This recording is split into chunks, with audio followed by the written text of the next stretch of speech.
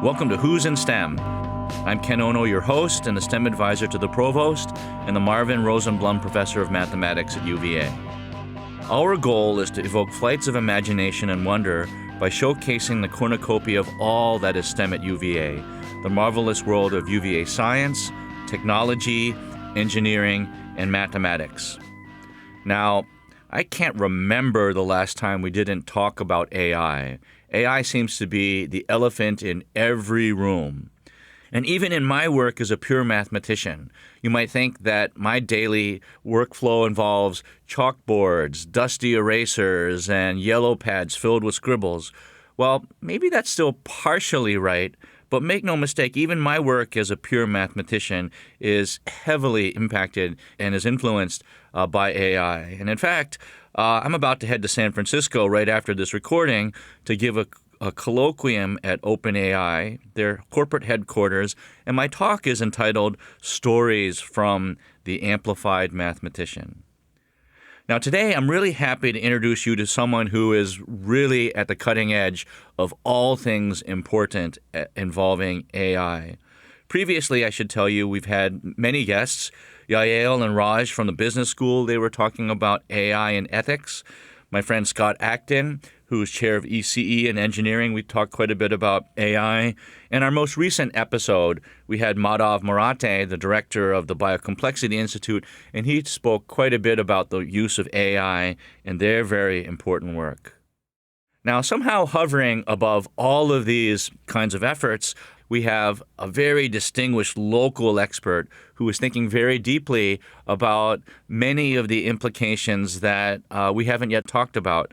Today's guest, Anton Korinek, he's professor of economics and a professor at the Darden School of Business, and we have an exciting conversation in store for you. Anton, welcome to Who's in STEM. It's a pleasure to be on air with you. So Anton, congratulations on being named to Time Magazine's list of 100 most influential people in AI. Tell us about it. Well, Ken, we've barely started and you're already making me blush. But I have studied the economic implications that transformative AI systems may bring upon us and may bring upon this world for the past decade now. When I started out in the mid-2010s, this was a very esoteric question to most people. I remember a senior colleague of mine asking me, Anton, you have had a pretty good career in macroeconomics. Why are you throwing it all away to study these esoteric questions? But I was interested in neural networks already when I was in college, but in the end decided to go for economics. And then in the mid-2010s, when I saw the rapid advances that were taking place at the time in systems like vision classifiers, I decided, this is advancing much faster than I would have expected. And suddenly these neural networks are turning out to be actually quite useful for real-world tasks, for things that can help us in our daily lives. Was there a turning point? Was there a specific example that was an epiphany for you? I think when I first heard about the results from AlexNet, where a neural network essentially beat all other approaches for detecting images by an order of magnitude. And everybody in the community at the time was surprised about that. That's when I realized, oh wow, neural networks are essentially the approach to making future progress in artificial intelligence. And now that we are on this path, I can see that these systems are going to become smarter and smarter and smarter. And, ultimately, I always remind myself that what we have in our heads is also a neural network. At this point, probably still the most powerful type of neural networks when it comes to general capabilities. But that may not always be so. Right. It's pretty amazing if we just rewind some of the big news stories from the last 5 or 6 years you hear AI beats world's chess master. AI defeats world's Go master. AI wins Nobel Prize in chemistry for solving the protein solving problem. Doesn't seem like there's a line in the sand, a limit.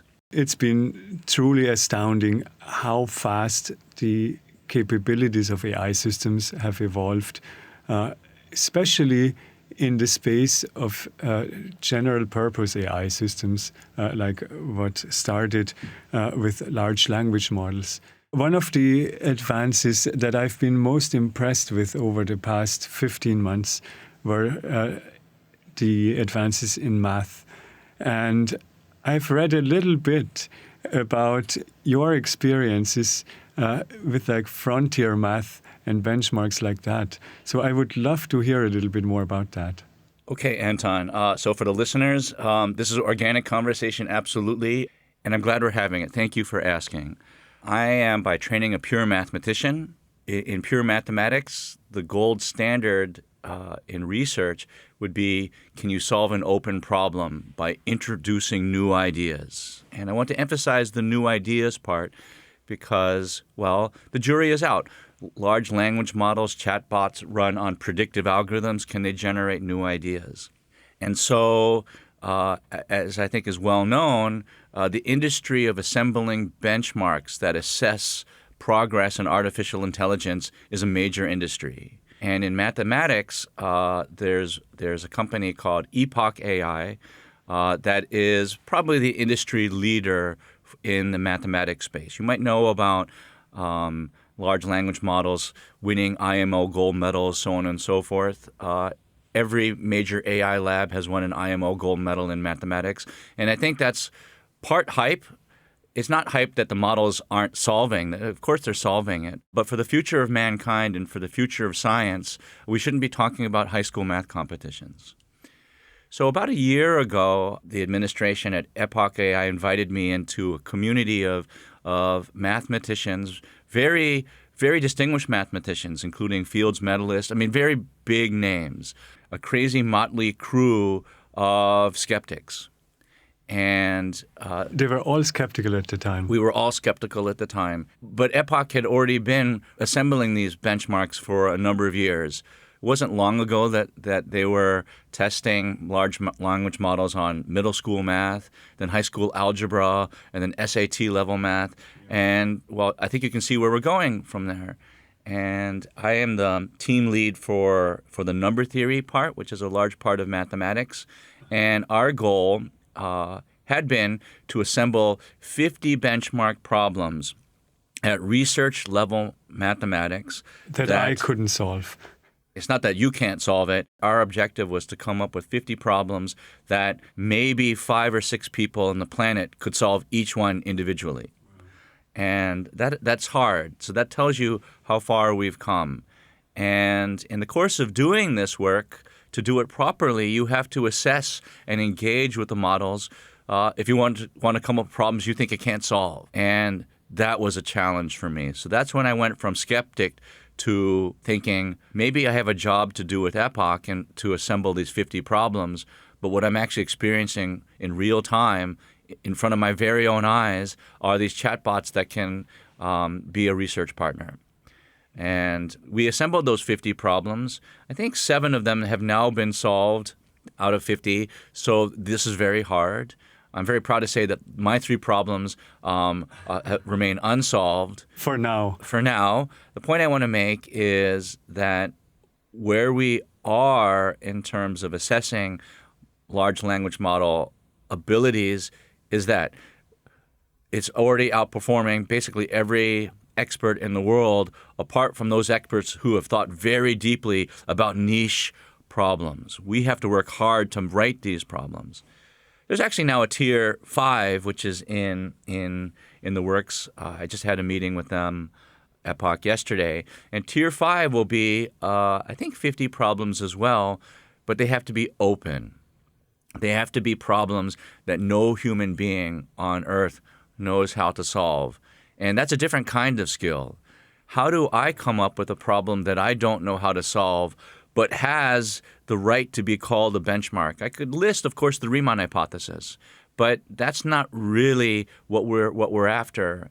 What we're interested in are problems that mankind has never solved, but have the additional property that we as experts know how to write an algorithm that a computer could run to check if the computer got it right. Once we are beyond that step, then we would genuinely be talking about superintelligence. Are we there yet? No. And in fact, it's not clear to me we will ever get there. But are we at the point where we need to come up with problems that we don't know how to solve, but know how to write algorithms to check if the computer turns out to be right? That's where we are.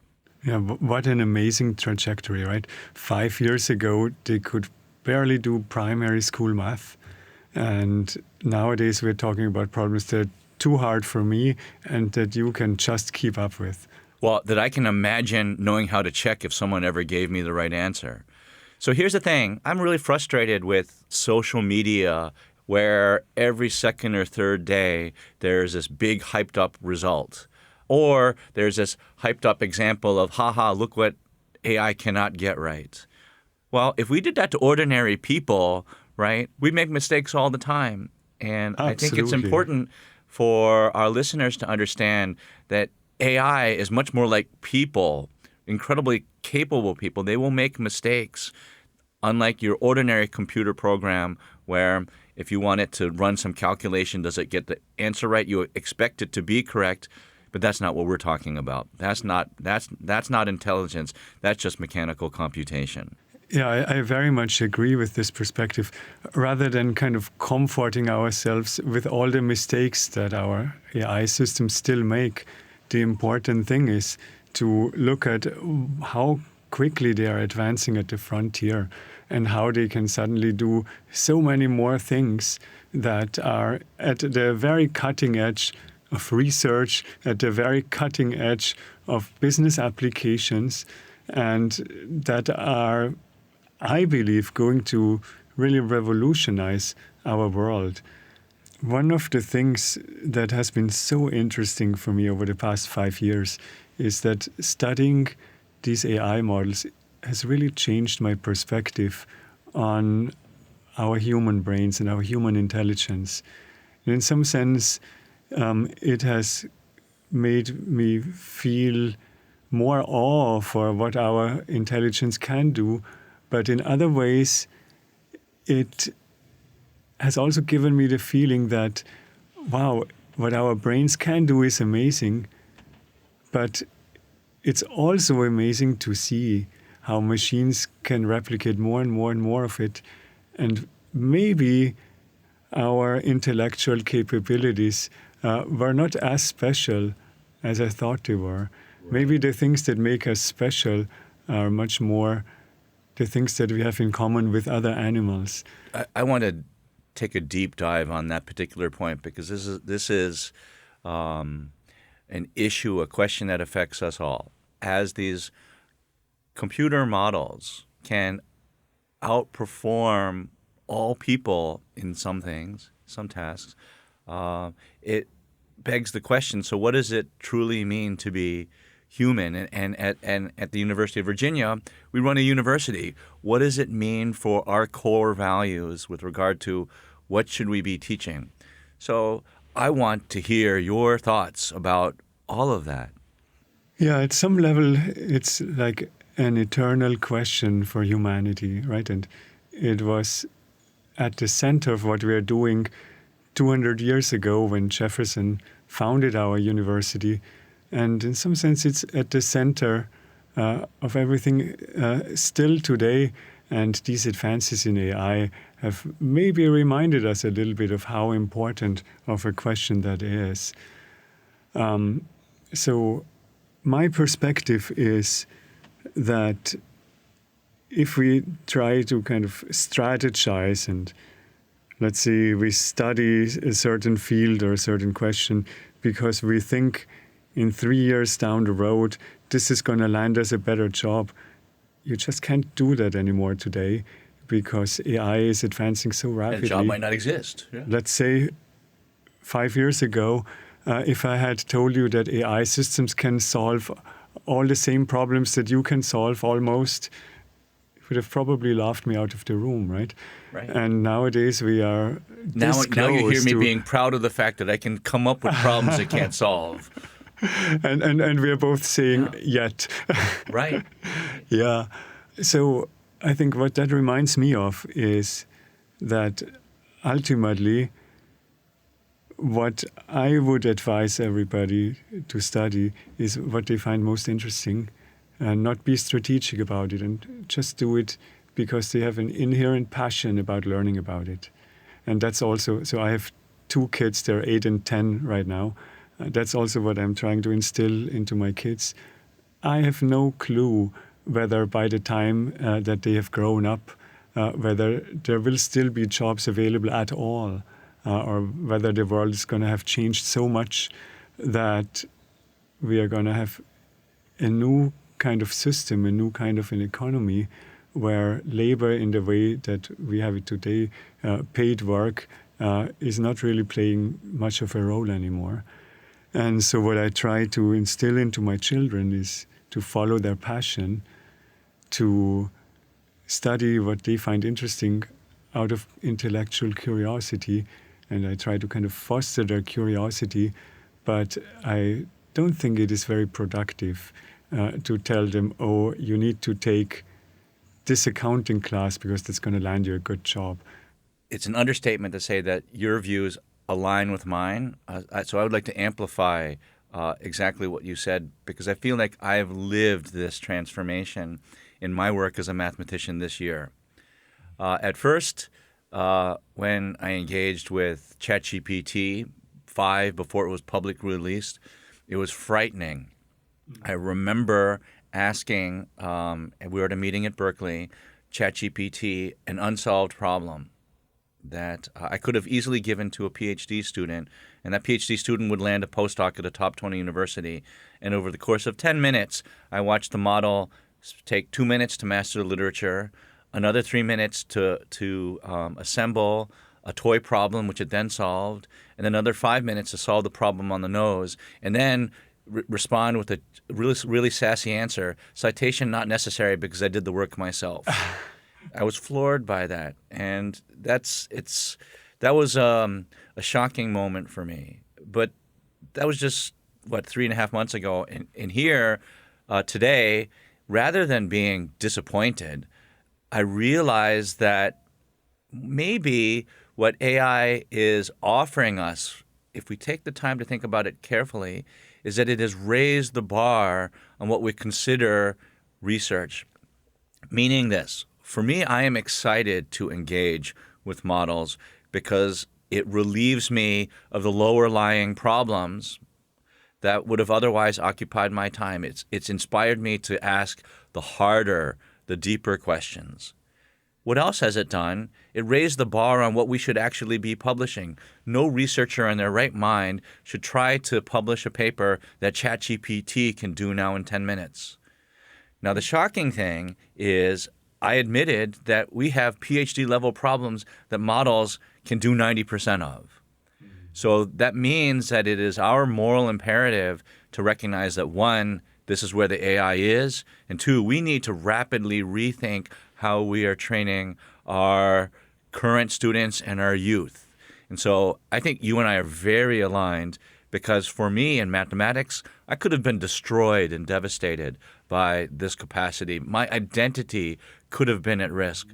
And it was. I was really pretty bummed out.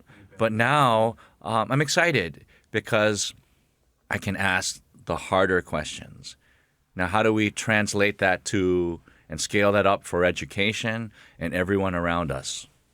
Well, let me first say that I have experienced kind of these same ups and downs that you are describing, where sometimes you realize, oh, an AI system can do what I thought only I could do.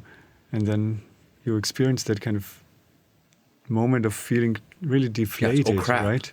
I've spent 30 years thinking about this, and this computer comes along and it's caught up to me. And it does it in 10 minutes, right? Or 93 seconds. Yeah.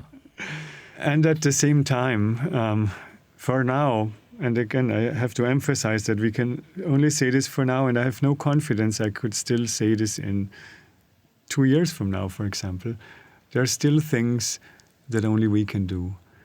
Now, I'm a little bit reminded of reading Garry Kasparov's book, in which he wrote about basically being beaten as the world chess champion.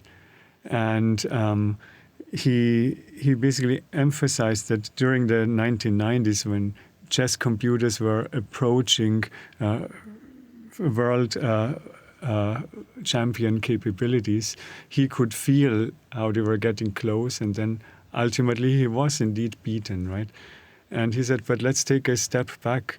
In the grand scheme of history, there's just this brief episode during which he called the competition period, in which humans and machines in any given field are competitive. And if you zoom out of it, that's just a brief moment in time. And we have to start thinking about what comes after when we clearly are beaten in our specific field. And what does that imply for math, for economics, for all the things we are studying here at the university? So what's interesting about chess is that if you're not closely following the world of chess, you might mistakenly believe that chess is over. It has been solved. Nobody cares anymore. But on the contrary, I think chess is more popular now than at any other time in my lifetime. People are interested in what humans can do in chess. So this particular transition has made it much more interesting. In some ways, although I think not really for Kasparov. But yeah, in some ways it has turned into like a performative sport. It's like, let's say, in running, we are not particularly impressed if a car can go faster than a human, and we still watch people run marathons or run shorter distances. It's performative, right? And the amazing thing about watching that is that a fellow human can run so fast, because of course a car or a rocket can go even faster. That's perfect. It's funny. In some of the work that I do here at UVA involves the swimming team, and I give talks about it. I have a slide that I use in every one of those talks where I compare Michael Phelps to a sailfish. And a sailfish, I don't think you're impressed when I tell you a sailfish can swim 50 miles an hour for a minute. But we are all impressed when we watch Michael Phelps swim 6 miles an hour for 20 seconds. So I think you're right. Now, what I, as an economist, want to emphasize, though, is that in some sense, for many of the intellectual capabilities that we are about to automate as AI is advancing so rapidly, there are economic repercussions to what we are doing. Yeah, so tell us where we have been and your concerns and predictions for the future and advice for those who can impact and influence the future. This is really important. I believe it is really important. We have been through many, many episodes in history where we automated like one thing and we saw a significant amount of disruption in the labor market. We saw lots of people lose their jobs, and then the economy adapted to that. 200 years ago, the majority of people in the country worked in agriculture. Nowadays, I think it's less than 2%. There are statistics like 60% of the jobs that people perform today didn't even exist a century ago. And yet, so we economists, I'm an economist, right? We have been telling these stories for 200 years to tell people that we shouldn't be worried about automation because we have always created new jobs in the past, and there have been difficult adjustment periods. But after that adjustment, society as a whole was better off, and living standards rose, and we didn't have to worry too much about job displacements because we knew that that economic adjustment process is ultimately going to lead us to a better outcome for society as a whole. And is that still true today? That's the trillion-dollar question, right? And I'm not so sure. In some sense, you can say that during the first century of the Industrial Revolution, we automated a lot of physical labor and we built superhuman machines that could manipulate the physical world. We started with steam shovels and so on. And for any kind of hard physical labor nowadays, we have machines that can do it much better than us. And then in the middle of the 20th century, we started at first very slowly, but then progressively faster, the process of automating cognitive labor. And at first it was very much routine cognitive tasks, like let's say, maybe people don't appreciate that as much, but from an economic perspective, the spreadsheet revolutionized the work world, because so much of what companies do when it comes to cognitive labor is essentially manipulating numbers. We had lots and lots of advances in computing that performed routine cognitive jobs, and that proceeded relatively slowly over the past few decades. And our labor markets were able to adjust and to keep up with basically the job destruction by creating new jobs that we couldn't even dream of 100 years ago. Right, and economically, the 10x factor, right? People started talking about, instead of 10% growth, it's multiplication by 10 or 100 in some instances. Yeah, and yet now it feels like things may be different. Right. And I would say one of the reasons is, when we automated a lot of physical labor, it made our cognitive labor more valuable. So if you look at our economy at large, there are goods and services being produced, and they require both physical and cognitive labor. And as humans, we rely on both. We need the brain and we need the brawn in order to keep us alive and in order to keep us enjoy life. And so we have automated a lot of the brawn, and that means the brain became scarcer. And because of that, we have been preaching for the past few decades, we need to educate. We need more and more cognitive workers in the economy. Because that's what the machines can't do yet. And if you focus on that, then you'll be doing well. And I'm sure many of us have heard that from our parents. You need to get a good education. You'll do much better if you have better grades, and. And yet at this moment with AI, it feels like, as we are talking about AI becoming a superhuman mathematician, becoming a superhuman economist, becoming superhuman at so many of these cognitive jobs, that the economic value of that will relatively decline. So Anton, this is sobering, right? We're living it. But in your role as an economist, someone whose opinions matter and whose opinions are very influential, you've had this role. You've testified to Congress. What are our concerns? What are the recommendations that you want everyone to listen to? And are we on the way? Yeah, so I think if these systems can recursively self-improve, that's going to put us on a trajectory where they can probably automate almost all cognitive tasks that there are and that are valuable in the economy very quickly. We don't know exactly how fast, so people call this moment the AI takeoff. We don't know when it's going to happen. We don't know for sure if it's going to happen, although it looks increasingly likely. And we don't know if it's going to play out within a couple of days, a couple of weeks, months, years. So there's tremendous uncertainty about this. What my advice is to all decision makers is to engage in scenario planning for this. It could be the case that in 6 months from now, we have the first system that can recursively self-improve and create AI systems that we humans can't even conceive right now because they're so much more complicated. And once we have that, all cognitive jobs in the economy will Are at risk. suddenly be at risk and will be prone to automation. So then I think, Ken, you wouldn't be wondering if the AI can perform superhuman problems anymore. It's just wait. It will be kind of obvious, Yeah. right? Yeah. I, as an economist, will know that, okay, if I ask the AI to write a paper, I shouldn't change a comma because I'll only make it worse.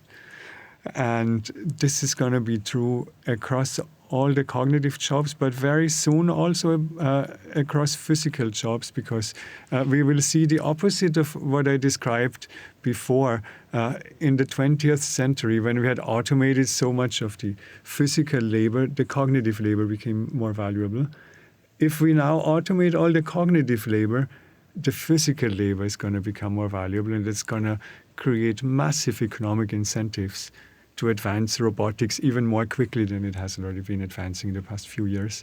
And I think we are seeing robotic systems that have kind of general human-like capabilities already in the labs right now. Like, for example, Optimus would be an example of that. Yeah, tell everyone about that. So Optimus would be a humanoid robot that Tesla is currently working on. And it is one of the leading robotics efforts in the US. And once we have these superhuman AI systems, the robots that can be steered by those AIs are going to become a lot more economically valuable. So I expect we would very quickly see rapid advances there. And then within a space of, I don't know if it will be months or years, we would see essentially full automation. So that basically pretty much any economically valuable task could be performed by machines. And at that point, the only question is, do we want the machines to perform all economically valuable tasks? Are there things that we want to preserve for humans? It's going to be an extremely strange world, an extremely strange economy. It's going to raise so many challenges, and yet I find it quite plausible that we may arrive at that point within less than 10 years. Right. If you go back and scour the literature, the press, where there's been this impending, imminent doom, or in 5 years such and such will happen. The truth is these predictions are often way off. It usually happens much faster. In AI, that's what it's been recently. It's really been much faster.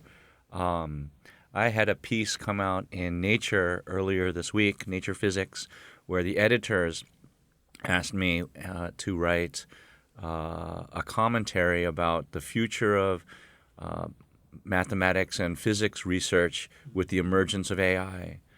And I wrote it with a good friend of mine. He's a well-known Polish mathematician in this space. We finished our draft in early September. It came out October 6th, and I will tell you it is, in some sense, already out of date. I did take a look. Did you see my paper? Oh, yeah, did you like it? I did take a look at the article. I thought it was very well done, but I thought it was rather optimistic. Like, it didn't make me feel like the superhuman math is as close as it feels to me. Okay, I want to talk about that then. So as a mathematician, I have studied very carefully the capabilities of a large language model. And as I mentioned earlier, and I'm not trying to pat myself on the back about this, but I thought very hard about what the models cannot do. The models essentially has the ability to instantly retrieve all information that has ever been humanly been produced.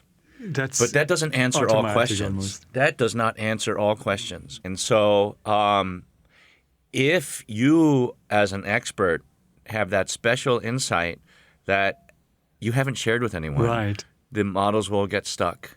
And for me, the line in the sand will be, do the models ever get there? And I don't see that yet. But you hear me admitting that this is at the threshold of what I know that I don't share with others unless it's important for solving an open conjecture. Right. That's where we are. So yeah, that brings up a question that I find quite fascinating. And I have had conversations about this with people at several of the leading labs in recent weeks. So what exactly is it that our brains are doing when they come up with these things? And it seems like it's an extremely highly dimensional combinatorial problem that our brains are solving, right?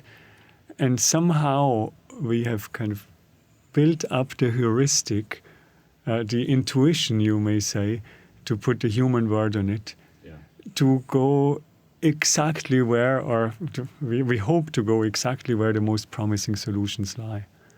And that seems like the process that these systems would have to master So you're in order to become truly creative. Right. So I agree with you. This is a fundamental question. And for members of the audience, we're talking about trying to understand the light bulb moment, That's the right. aha moment, the scientists coming to some realization when they're taking a shower, that magical moment.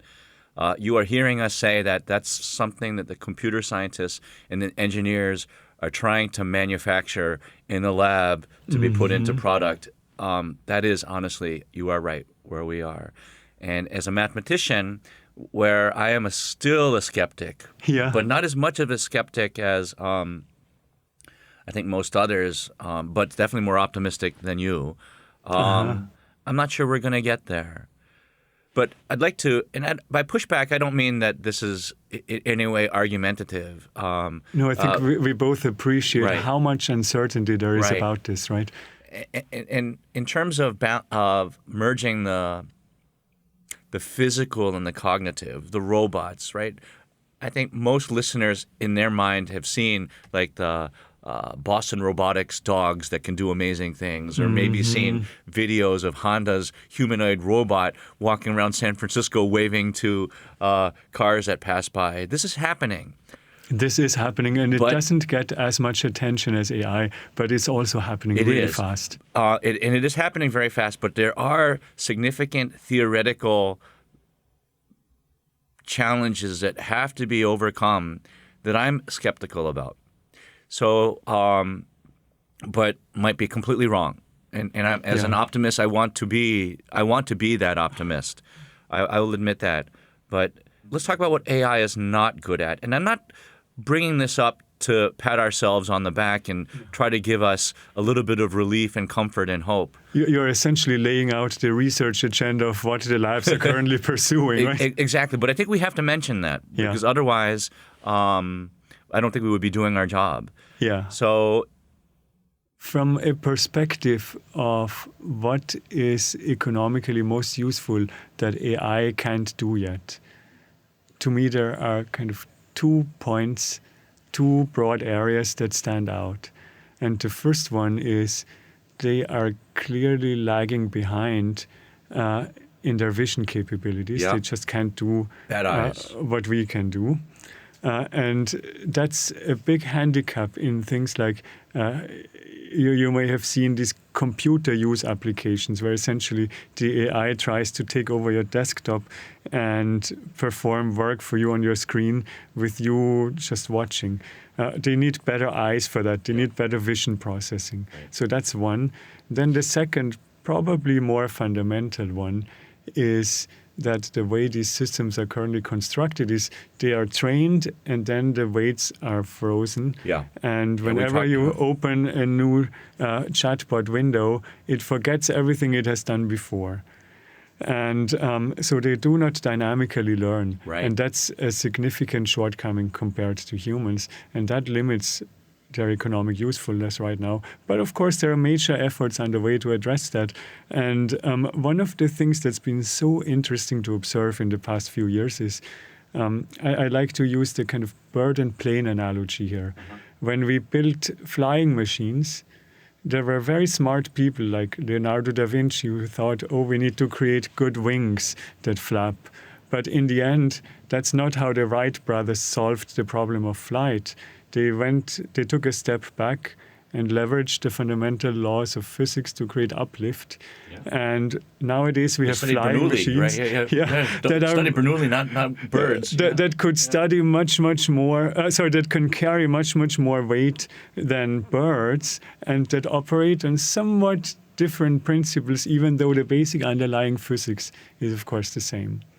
And in the space of artificial intelligence, it's been the same, and it will continue to be the same. The way that the AI solves problems is going to be different from the way that we humans do.